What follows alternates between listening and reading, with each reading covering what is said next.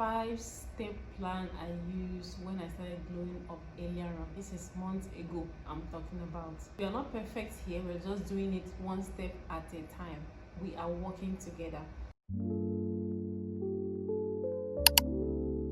So this is what I did to help me start coming off from wherever I was, with no stress, no 5 a.m. alarm, and no burnt out.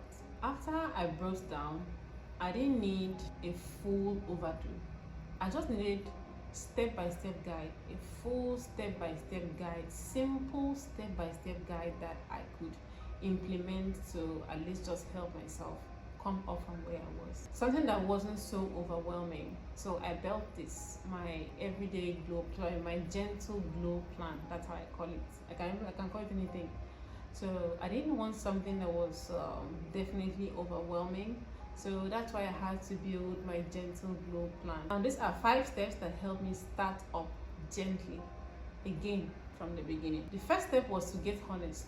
Being honest with yourself is that's the ultimate thing you can do, because if you lie to yourself, you're doing yourself more harm than good. Get to the root of it, get to the very detailed part of it, and be very honest with yourself. Admit how you feel, write it down, say it out loud. Clarity starts with truth. Okay, so once you are truthful to yourself, this is what I am, this is what I am, this is where I need to be, automatically you've created that passage of clarity for yourself. Okay, which means once you know that, oh, I'm a late comer, I used to go to work late, and what am I going to do now? I do go work late. You are truthful to yourself. What am I going to do now to stop going to work late? Okay, since you are truthful now, you know that you are always late to work. Let's see what we can do. If you know I used to wake up in the morning pressing my phone, and then the next thing, oh, it's 7:15 a.m. or about, and start running up and down to start dressing up, to do this, to do makeup, all those other things. You know, okay, once I wake up in the morning, I don't touch my phone. I have to go straight and do this, I have to do that. Let me see if this is going to change my life. Once you are honest with yourself, you can do anything. That clarity sets in. You now know, okay, here is where I should start. You don't wait for anybody to go and start telling you you're supposed to do this or you're supposed to do that. No. The second thing is for you to reset your space. One locker to one corner, not your cabinet or your locker to the whole room. No, don't place it at the center. Don't place it in a place that you know that feels like it's going to declutter, that it's going to clutter the whole space. Place it somewhere that you know is going to give you space, because trust me, your environment affects your energy. Your environment affects the way you feel. It affects your energy. It affects the way you think, like it or not. Honestly, if you think what I'm saying is wrong, have you ever lodged in a hotel before? When you go to a hotel to lodge, how do you feel? I mean, clean hotels, not those ones that make you feel like, let me start going back to my house. Clean hotels, even if it's not the ones that break the bank for you to lodge, but those ones that feels like, you know what I'm trying to say. Now when you enter the space, just the bed, the table, possibly there is a mirror or a TV, finish. How do you feel in that space? You feel you can do so many things. You feel you wake up early, naturally. You feel like, okay, I can, like, you feel like you belong to this space. You want to stay here. But when you come back to your house, you just scatter. Everything is just there. You have clothes on your table. I'm not judging, please, I'm not. But I'm trying to make you see the difference between having a cluttered space and a decluttered space, what it does to your brain. Now I have these 2 pictures on my screen now. Just look at it. One side, this other one here at my right, is a cluttered space. The one on my left is a decluttered space, very clean space. Now tell me, if you are asked to choose between these 2, which one would you choose? Which one calls you in first? If you are being honest, the decluttered space calls you in first. Do you understand? There's this thing it does to your brain. It makes you feel peaceful. It makes you feel comfortable. Then why not make your space look like that? It's not by force though, but if you are in this group with us, if you are in this circle with us, Let us try to see how we can make our space look like that, because your space looking okay, sometimes my room doesn't look 100% clean like this always. I have to be very, very honest with you. I have my sewing machine here. If I turn around and look at my sewing machine area, I don't really feel comfortable. Sometimes I just feel I need to change everything in that space. That's just who I am. I feel comfortable in this space that you're seeing me on now. It feels quiet, it feels peaceful. My brain can work with it. Do you understand? Now I have to see what I can do to at least stuff that part out totally, just so that I can feel comfortable. Even if it means putting on a plain piece of clothes on top of that space, just so that it feels clear in my eye. I feel very comfortable doing that. Do you understand? And this is something I also want you to imbibe also in your own space. A clean space affects your energy. It makes you think well. It makes you feel confident. It makes you feel beautiful, even without wearing something that is that cute.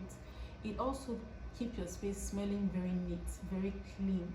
You don't end up perceiving things up and down. No, you smell things very clean, very neat, and it helps you. It helps build you.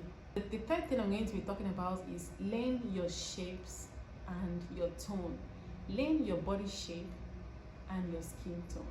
Very, very, in short, this is really a crucial part of it. It's so important that I don't know how to really emphasize on it.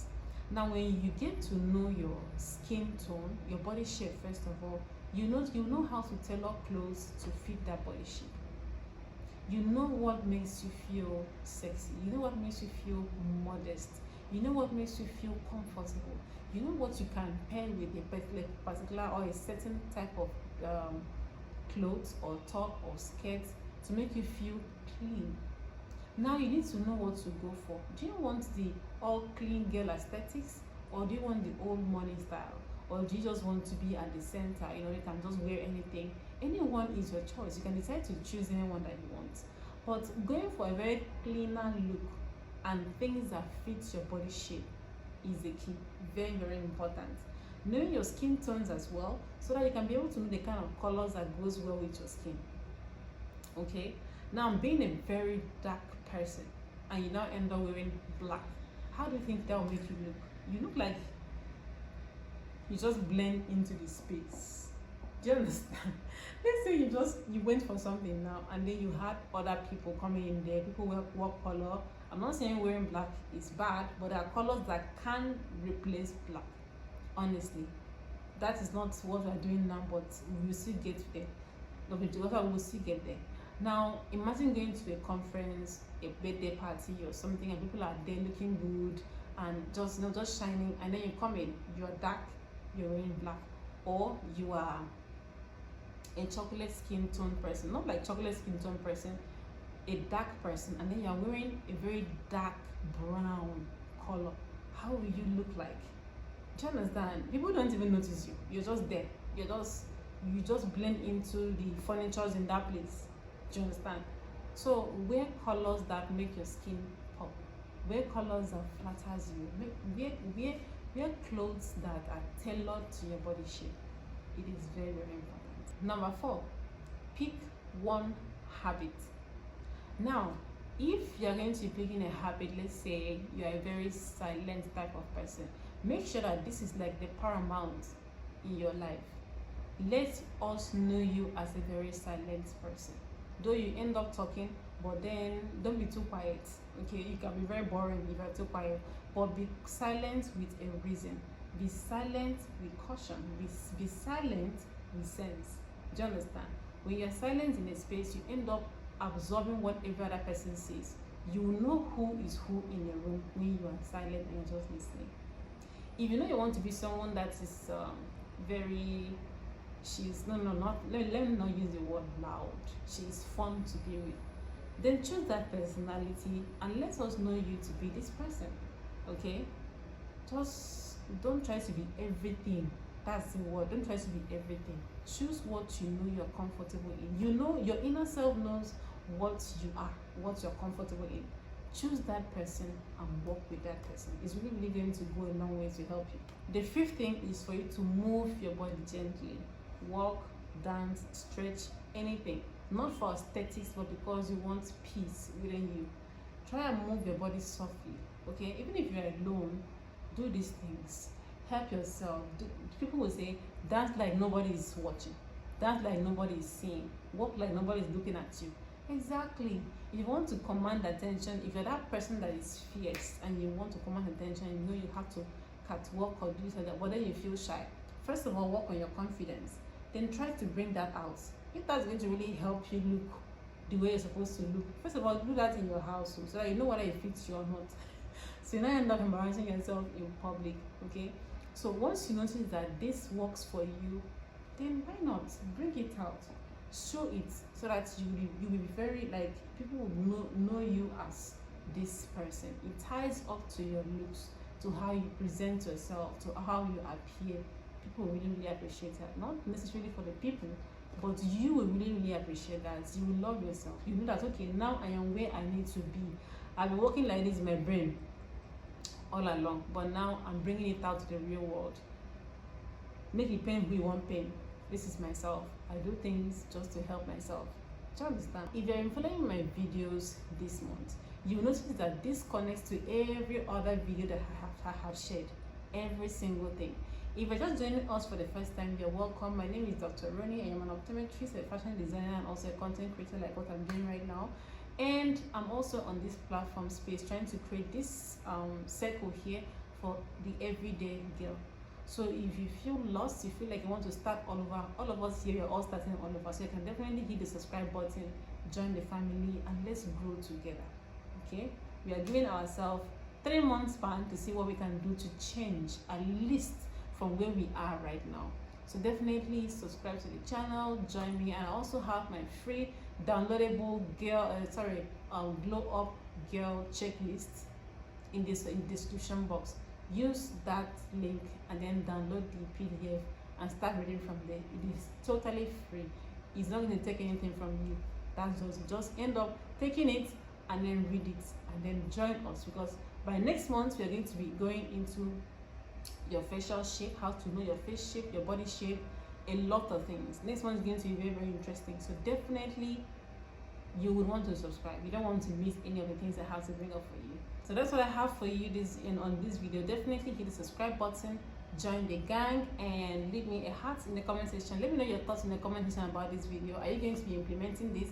Are you already doing this? Let's know in the comment section, and I will see you guys on my next one. Bye, bubbles.